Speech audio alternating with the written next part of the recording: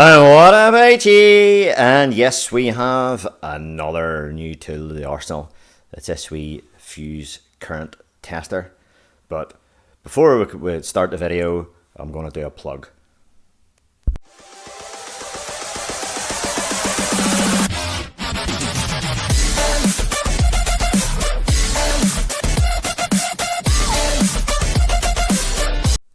And yes, I'm unashamedly going to do a plug. This is my local car parts supplier who look after me, give me great deals and bend over backwards to get my stuff that I need for all the makes and cars that you see in the channel here.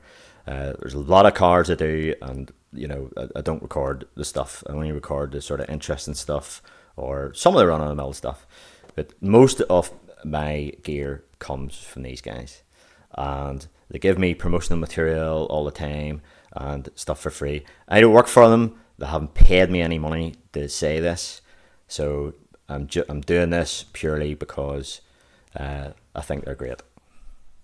They're a distributor for this brand here, Sealy, which is a UK brand, pretty well known, and does a lot of tools and bits and pieces. So the reason why I'm plugging them is because they got me this at a really, really great price. And I was going to buy one of these online, or whatever, and I just happened to mention it to one of the girls in Ellis, and says, no, hold on, I think there's a promotion on that. And she went out of her way to get me a really, really good deal. I'm going to show you the prices of this here in a wee minute and show you the model number and stuff like that. And anyway, it was so good of a deal, I bought two. This is going to be a giveaway in a future video. Hovering around the nearly 900 subscribers at the time of this recording. When I hit the 1,000, this is going to be a giveaway. But it's not going to be the usual type of giveaway. I've sort of already an idea who I'm going to give this to. So it's not going to be a random pick. It's not going to be just anybody that can stick a comment in to get more views. I'm not about that. I'm going to, again, it's going to go to somebody that deserves it. So I'm going to show you what this tool is, what its advantages are for, what it's for, and why I bought it. It's a handy wee tool. Now, you can do without it, but I'll show you it's just convenience. And for the price I paid for it, it was a no-brainer, honestly. It was so good, I bought two, as I keep saying. So we're going to eBay. It's also known as an amp-hound, and I'll get you into that. And that's me sticking in the amp-hound. So an awful lot of results are all US, and I'll just open this one here up. This is for sale in the UK. This one. It's that there, branded Mac Tools and Blue Point, and there's it there. So the one in the UK then is TA113, made by Sealy, and there's the normal sort of prices there, and it's quite expensive for what it is, for what it does. But I'm going to show you. You don't really need this, but it is dead handy, and we'll see. I'm going to test the accuracy of it and see how useful it is. So this wee device here looks like a wee voltmeter, and you've two leads on it there, and you wee display, wee LCD display, and we'll just do it. The next level of simplicity, revolutionary new method, how it makes it possible to determine the amount of current in a fuse circuit without removing the fuse. Now, the troubleshoots parasitic drain problems, identifies inactive problems. So this is all about measuring current, but it's without breaking into the circuit. So if you have a parasitic drain or a suspected parasitic drain, that your battery goes dead after overnight or something like that, this in a modern vehicle that has loads of modules, the problem is if you pull a fuse out to put a clamp meter around it, to put a loop in or whatever, then you have to wait till your modules go to sleep again, and that can be very, very time consuming. This wee thing here, you just go across the fuses. So you can do that with an ordinary multimeter, and what you can do is employ these fuse charts. So this is a voltage drop chart. Now these charts, I've downloaded these. You can get these on the internet yourself.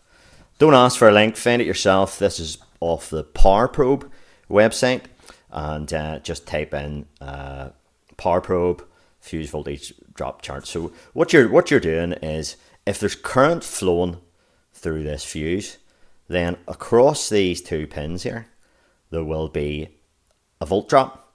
Now it's in millivolts, but you can still measure it with like any digital voltmeter. And if this thing will focus on close-ups, doesn't seem to want to today. So there's a wee 30 amp fuse. Now a wee thing about fuses, well, before I go into that, what I'll tell you is, you're measuring millivolts across the pins in the fuses. So I'm going to talk a wee bit about fuses in general, in cars, in automotive. So if you notice this fuse that was holding up had white rating on it, this is an OEM fuse, and there's another one with white rating, and there's another one with white rating. And when you feel it, if you get a feel for it, you can feel it's quite sturdy, and the wee pins are reasonably thick if you look at them sort of side on there. And it's not wanting to focus. There we go. That's probably the best look at it there. It's focusing my fingers. So yeah, but anyway, you can sort of get a feel for it. This is quite sturdy. This is an OEM fuse.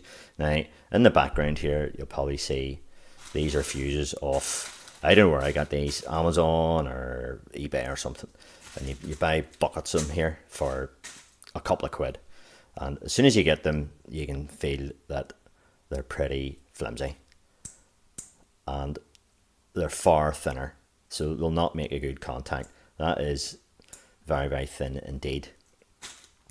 And here's some mini fuses, and yeah, there, and there is no white rating on the top of them. Now you can get fuses from other tool suppliers. Again, here's Sealy here, and their fuses do not have white rating on them, but you can sort of feel that these are a lot more sturdier than them old cheap ones. And there's ones, I think are out of Pound World or something. These ones here, and again, they are just terrible. I just bent that with no force whatsoever. So there you go. There's how good that is. So they're all in the bin. So anyway, the point of this is the resistance. So if you want to measure, if you want to do this volt drop measuring, carry on, this fuse needs to be a proper fuse to start with, because these fuses actually, the manufacturers of these fuses actually have issued resistance specifications of the element that's in that. So there's guys, I watched a video from another YouTuber, and he had one of them hokey milliohm meters, and he measured he got a various fuses, and he measured the OE and done comparisons, and he found that a lot of these fuses here, a lot of these other fuses, basically the 15 amp ohmed out the same as a 30 amp and stuff like that. So I haven't got a milliohm meter, but if anybody's watching this has a milliohm meter, might make a good video to try that out. So these are those specifications, and I'll show you where to get that. So this company, Bussmann, which is owned by Eaton, I think that's actually a Dutch company, and Bussmann make a lot of electrical equipment, and they make automotive fuses. And if you notice, they're an OEM supplier, and their fuses have the white rating on it there. So if we go down into the bottom of this, and I'll get you in focus in a second. There we go. Right, so for this, this is a mini fuse now, because a mini and a maxi and the standard all will have different resistances, because they're simply bigger and there's more metal in them, there's more conductor in them. So this is a typical resistance there. We'll take a 5 amp there for a laugh, and it's 16.7 milliohms. So the video I watched, I think it was Weber Auto did it, and he took a lot of time and and sat and measured a whole lot of these out, and he found they were all coming out, regardless of the rating, they were all coming out sort of high. So he determined then it's quite possible that, you know, even though it was rated 5 amps, it would actually be a 30 amp. Now, if this resistance is wrong, these fuse charts are going to be no use to you. And I just dropped one of the fuses there. Doesn't matter. So if the fuse is one of these crappy ones and the resistance are all over the shop, then this is gonna be just a load of nonsense. But if you have a good OEM fuse, which I just dropped there with the white rating on it, then you should be good to go with these fuse charts. Now, so what you do is you measure, and we're going to do that in a practical here. And so you measure across the terminals, and whatever millivolts you get, you can relate it to these fuse charts. So all you need is a DVOM, and so there's a 10 amp there, and if you had, you know, 3 millivolts across those 2 pins at the top, you don't remove the fuse. So you wait till the car goes to sleep if you're doing a parasitic draw. If you need to access the fuse box from inside the vehicle, you need to have the latches closed on the doors so you can have the door open. So you need to wait till the whole thing goes completely asleep. And then if you're chasing a parasitic drain, then you can adopt this method. And you don't need one of these wee fuse testers. But if you have one of these wee fuse testers and you get a brilliant deal from your local car parts supplier, then this does the calculation for you. So we're going to compare the chart to the tester. So if a wee mini fuse removed, and I have a clamp meter around it there, it's zeroed, and we're going to test across the fuse in the wee loop there. So I've taken that fuse out and I've put that loop in its place, and we're going to turn the headlights on. Right, so we can see there it's, what's that, 3.44 amps, and we'll test across the fuse. It'll probably drop there as the headlights heat up with the resistance changing of the light. So we'll get a current reading here across the terminals of 22.8, and that's at 3.38. Let's change slightly. 22.6 at 3.36. That'll do.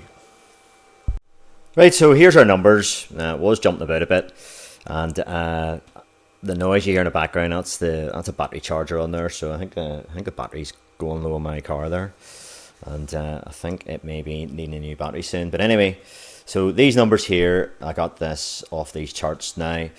The chart only goes up because this is designed for a parasitic draw, so you shouldn't really have that 3.36 amps. So that one there goes up to 10 millivolts. So that's where I got the 1348 there, and that's for the red 10 amp mini fuse. So 2 of them will be the 20 millivolts. So 10 millivolts is 1348, 10 millivolts is 1348, and the final 2.6 then will be there. And if I follow that across, that's where I get that 350 from. So if we add that up, we have 1348 plus 1348 plus 350 equals 3046 milliamps.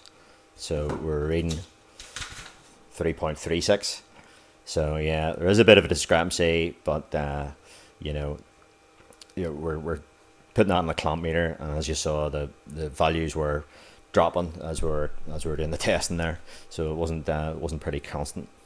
But what we want to do is we want to compare these charts to our wee device, this wee amp-pound thing. So we'll get that in its wee case, and we got a couple of leads with it. There's the leads you get with it. Pretty flexible silicone leads. And there's batteries, comes with batteries in it, so we just turn that on, it beeps, and it gives us that. We'll just stick these leads in here that are supplied with it. And what we do then is it's asking us what kind of fuse we have. So fuse tape, so as we dash it mini, that'll do us, and it's a 10 amp fuse. So there we go. And then what we need to do then is press and hold this, and it gives these dashes, and that's us ready to test. Right, so we'll measure the volt drop. We've taken the wee loop out, and we'll measure it in the ordinary fuse back in again. So there's 27.3 millivolts, and we'll look at our amp pound here, if that'll stay in the shot. And we're getting 0.51 there on that.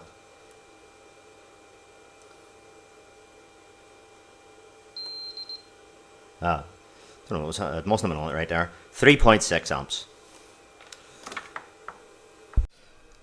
Okay, so with that test there, we got 27.3 and 3.6 amps on the wee amp pound thing.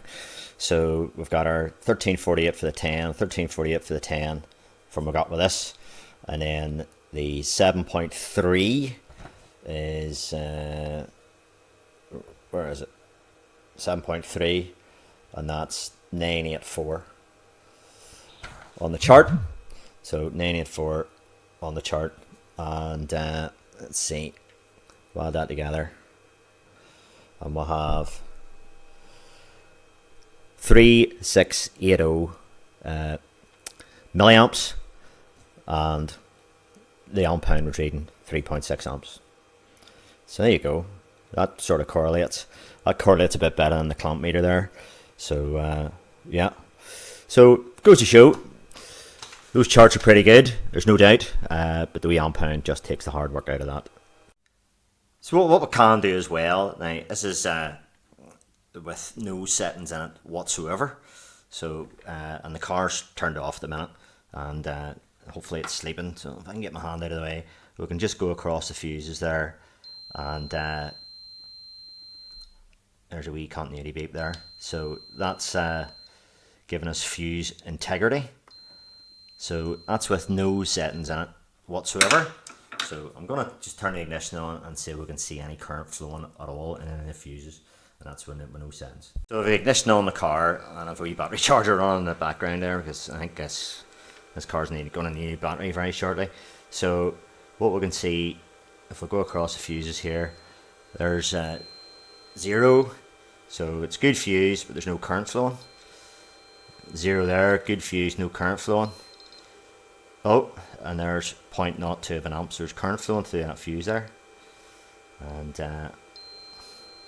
good fuse, no current flowing. Good fuse, no current flowing. So what was that one? F11. So if we look in the back of, there's a wee fuse chart on the back of that. So F11 is just engine management there. So that's with the ignition on. So it's just telling us there that there's current flowing. So what we'll do is